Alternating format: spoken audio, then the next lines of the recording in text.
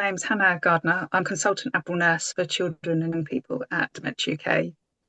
What are the signs and symptoms of if someone had dementia? I think everyone with dementia is different. I think there's over 200 conditions that dementia symptoms. So symptoms can be from short-term memory issues.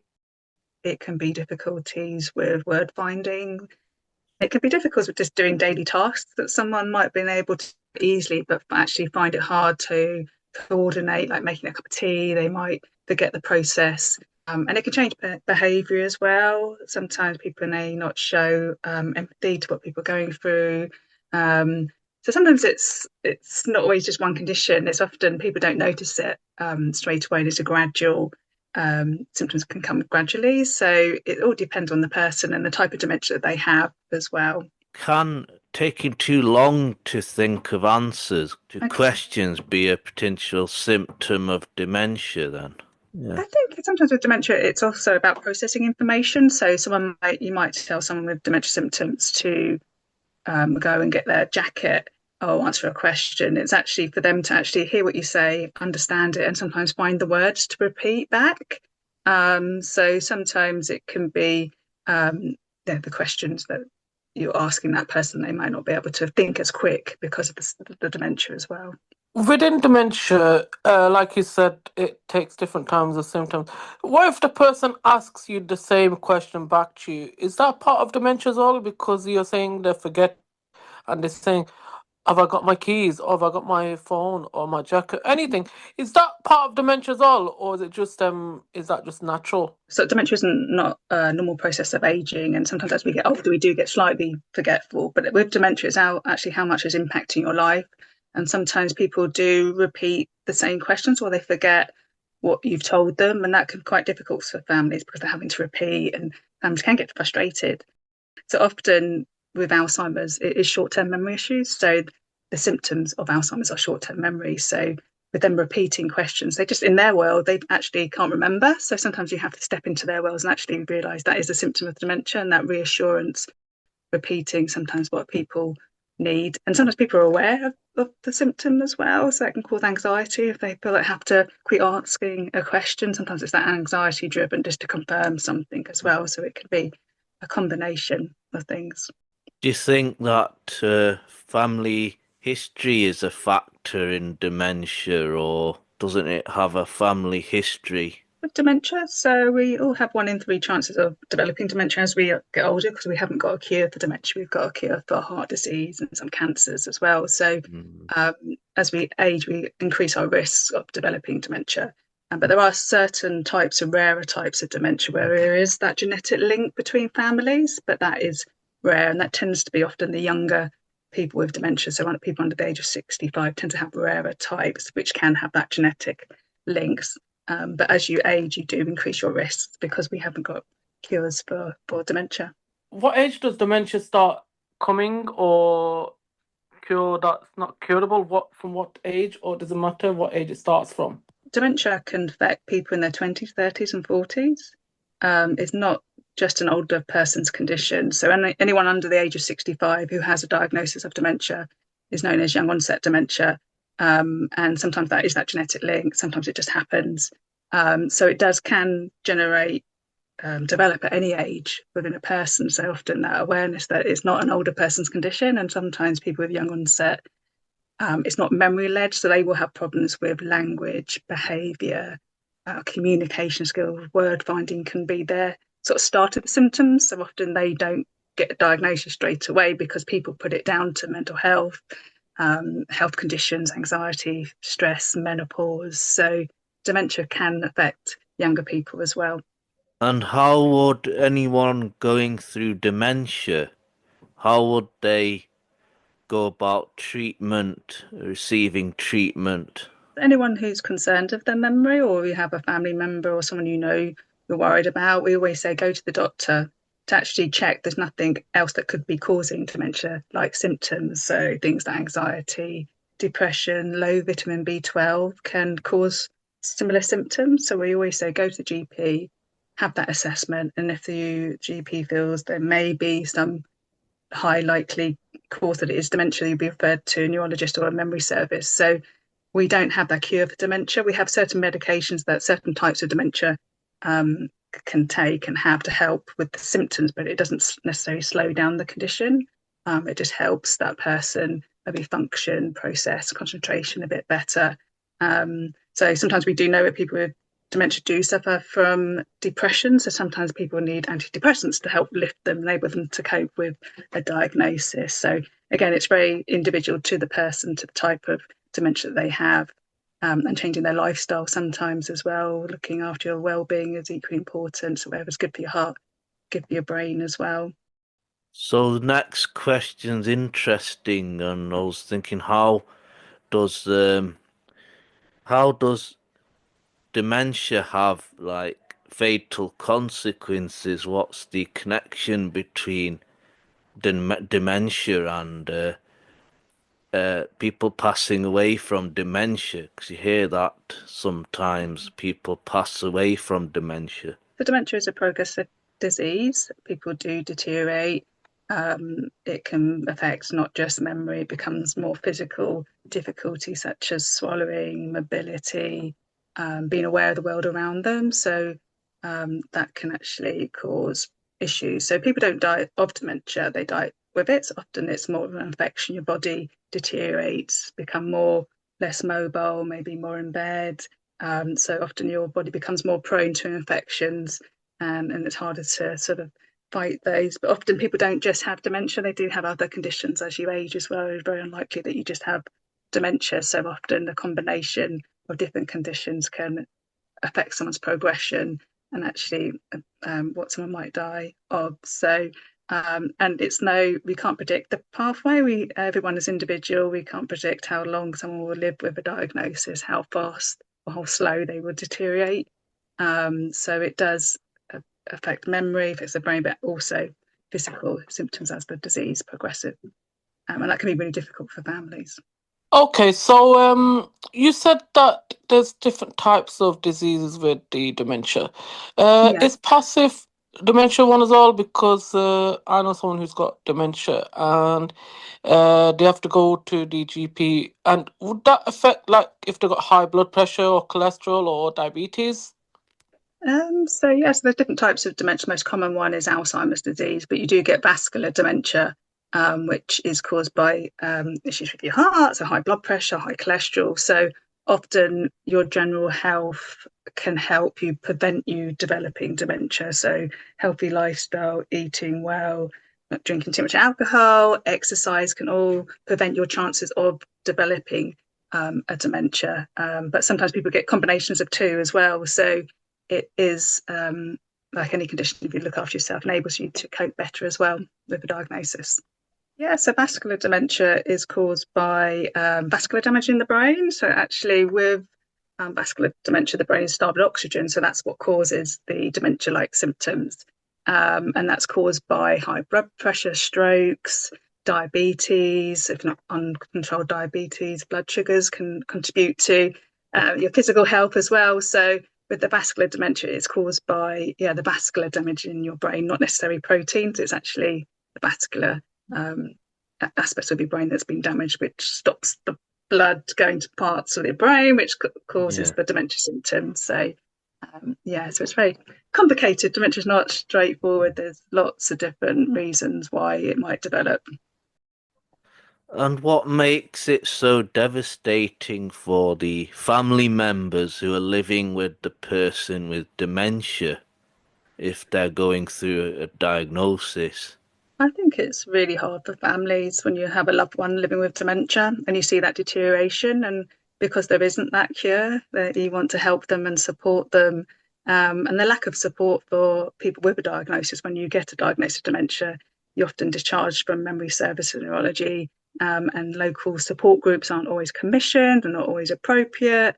So that real lack of support and recognition about dementia and how it affects the person and the whole family as well, especially with my role recognising the children and grandchildren within the families are affected as well. Their relationship changes with that person with dementia as the disease progresses. And it can be really heartbreaking for families to witness someone with that deterioration when they were able to maybe do things so easily, when things now become more difficult for that person with dementia to actually do. It's just really heartbreaking for families and friends as well. It affects. We say dementia doesn't just affect the person; it affects the whole family, and that's why with our Dementia UK helpline, we always say if anyone's struggling, please phone our helpline for support. And you can have support from an Admiral Nurse on the phone, or book a virtual appointment as well on our website, just to talk about what you're going through, because it's difficult for families.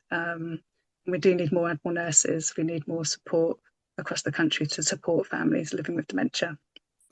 How does that then? How do you kind of behave as though everything's normal with someone who's living with dementia? Then how do you keep your nerves intact and I think it's you know how yeah. can you behave that everything's normal and stay calm? I think it's really important when someone gets a diagnosis. It doesn't define them. Often people feel like they get labelled with this diagnosis of dementia. They're not that person they are anymore. So it's really important when someone has a diagnosis to look at what they still can do.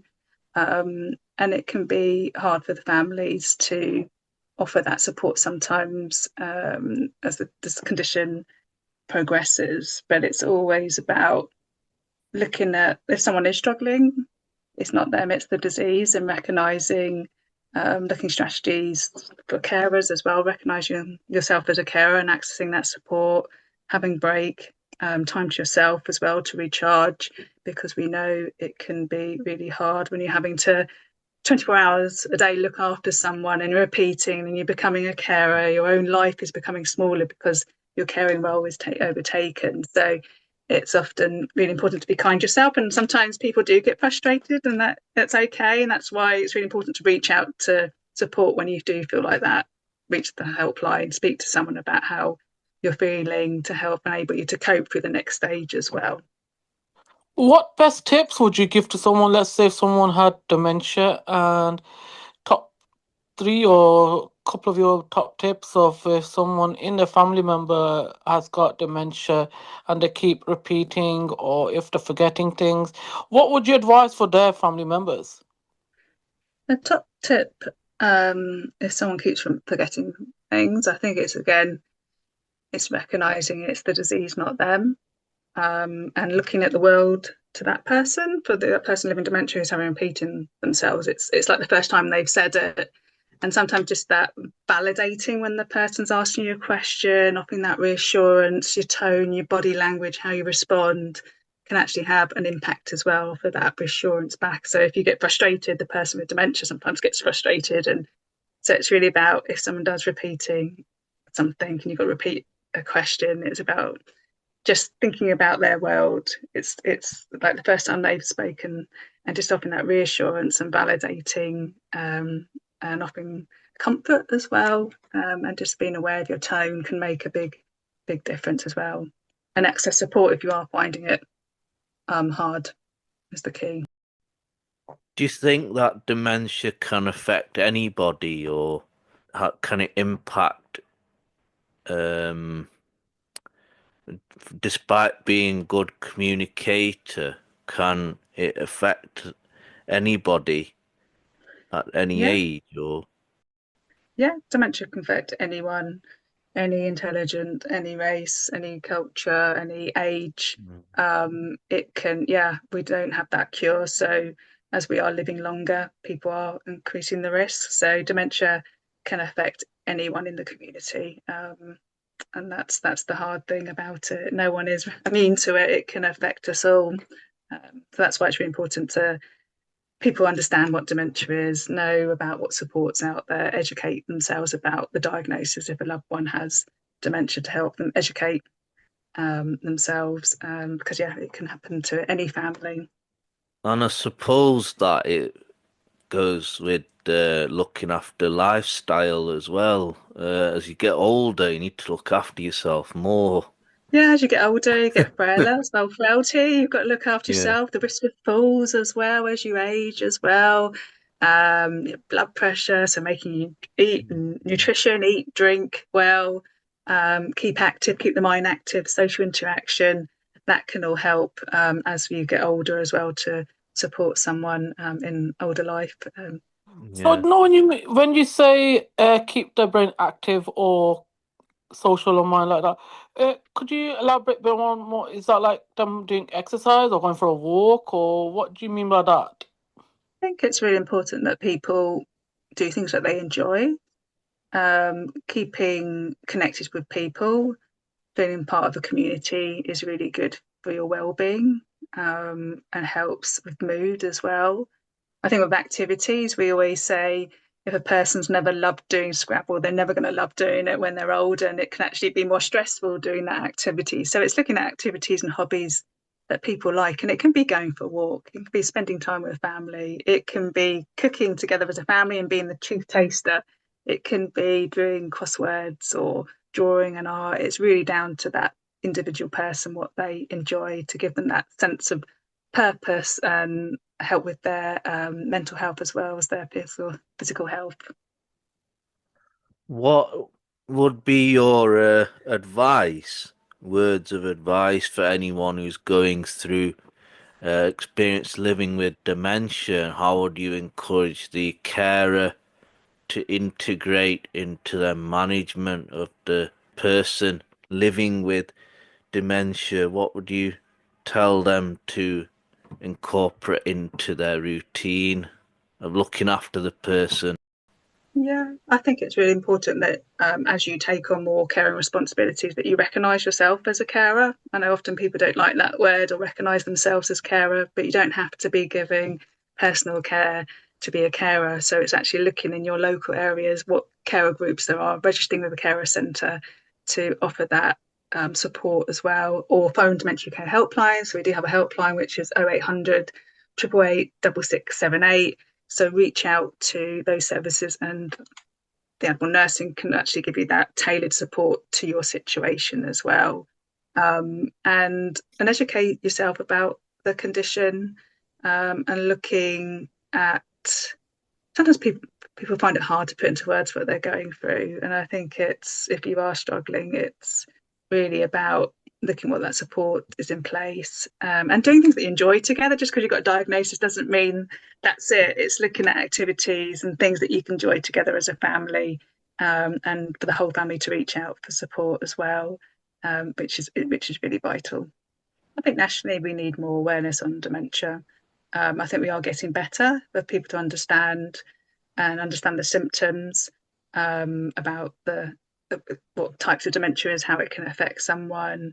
And also in your communities as well, you don't have to have someone in dementia. You can, in your family, you can be in a shop, in a social situation when you come across someone living with dementia. So it's really important for communities, children, schools to really understand about dementia and how we can support people within the communities to live as well as they can and feel supported, and to really take that stigma. We know dementia, there's a lot of stigma associated with dementia, so the more we talk about it and recognise it's not a normal process of aging, that can really help people's knowledge within the communities to enable people and families to feel supported, and not feel like they have to hide away. So that awareness is so crucial. And that's what Dementia UK, we have campaigns, we work with the policy and campaigns team in the government as well to recognise dementia and carers too. So as a charity, we're trying to raise that awareness of how dementia doesn't just affect the person, it affects the whole family. So with Dementia UK, so our ultimate aim is for any family living with dementia to have access to an Admiral nurse. We want more Admiral nurses across the country. We currently have 450 Admiral nurses, and they are based in hospitals, hospices, community services as well. And we've got our helpline. So our ultimate goal is for every family to have access to an Admiral nurse, be that the helpline.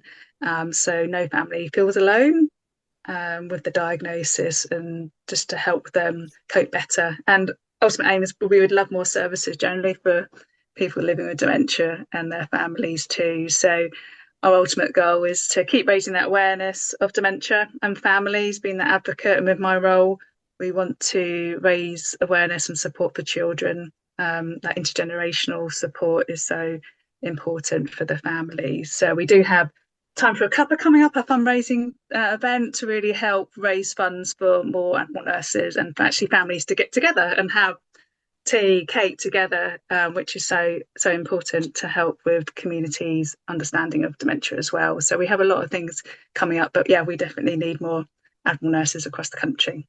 Our host organisation up in another country, they do have referral criteria for where they live, but anyone can phone our helpline, and it's open Monday to Friday, 7 days a week, 9 to 9 and 9 to 5 on Saturday and Sunday. So anyone can access those services as well. And we do have the virtual appointment. So if you go on our website, you can book a virtual appointment, a 45-minute appointment with an Admiral nurse, and that is for anyone. Anyone who knows someone or even people living with dementia can actually phone our helpline as well. So, Hannah, with your family and your work, how do you balance it both together?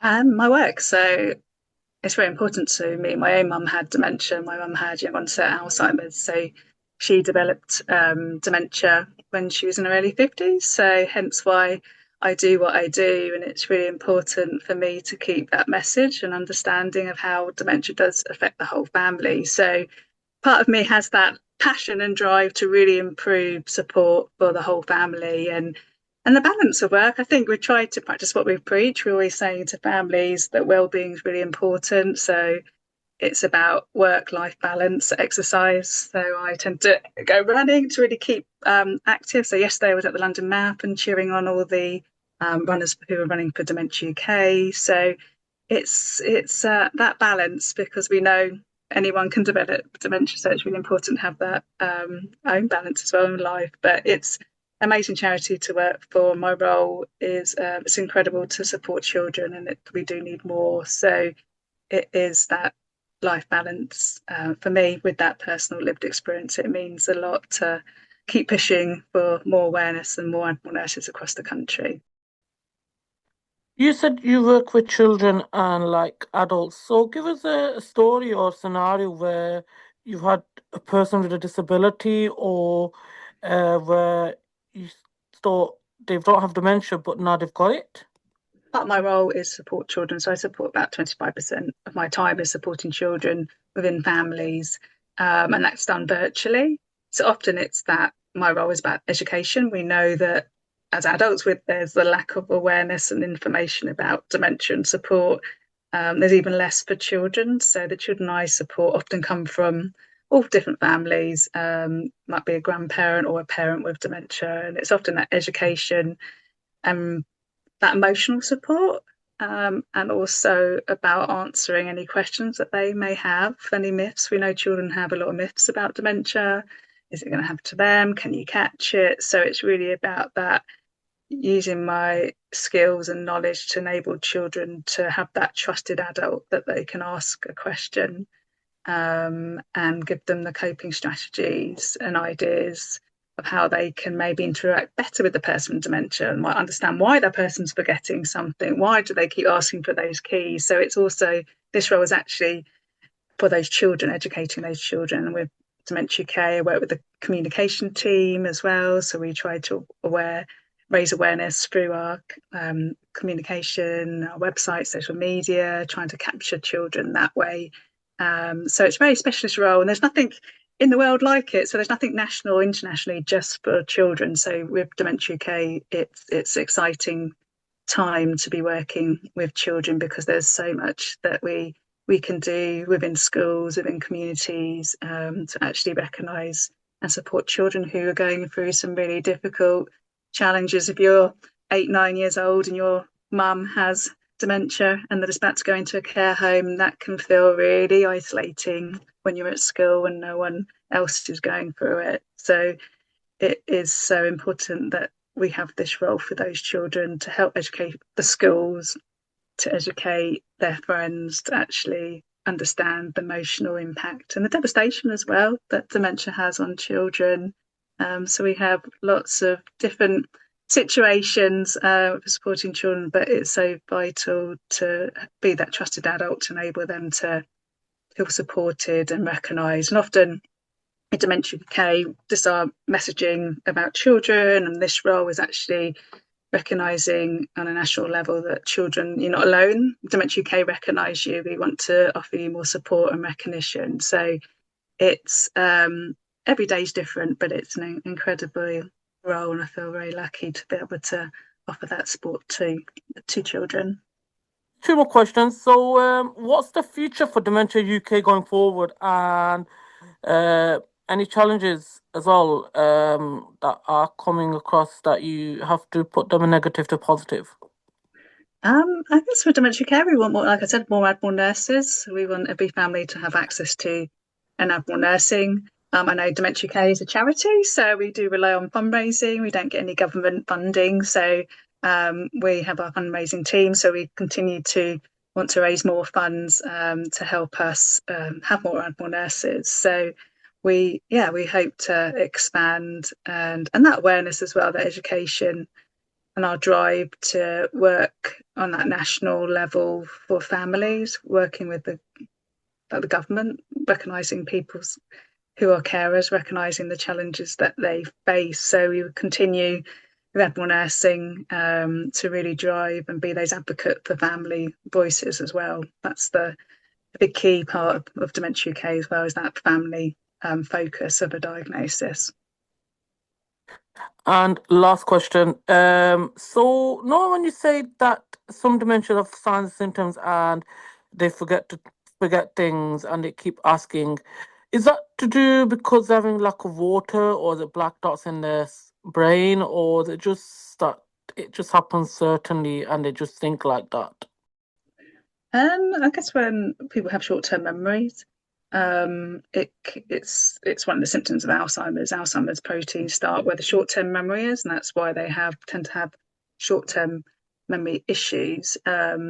So it can be quite gradual, but sometimes people have good days and bad days. So sometimes if someone's tired, the symptoms can feel worse. So people can have sundowning. So when symptoms become worse, or they might feel a bit more confused, or their word finding is difficult, is known as sundowning. And that's when the afternoon, when the person's physically getting tired and the concentration's going. And we do notice sometimes people with dementia get more tired because the brain's having to work and process a lot of information. So, but things like you said, water, dehydration, it's really important as the weather improves to stay hydrated, because that can make symptoms if someone has dementia and they're dehydrated, not drinking, eating, that can actually cause what's known as delirium. So symptoms can appear worse because they're just dehydrated. So it's often, like I said, as you age, you can get problems with your memory and issues, but it's actually how much is impacting your life. And also, if there's anyone that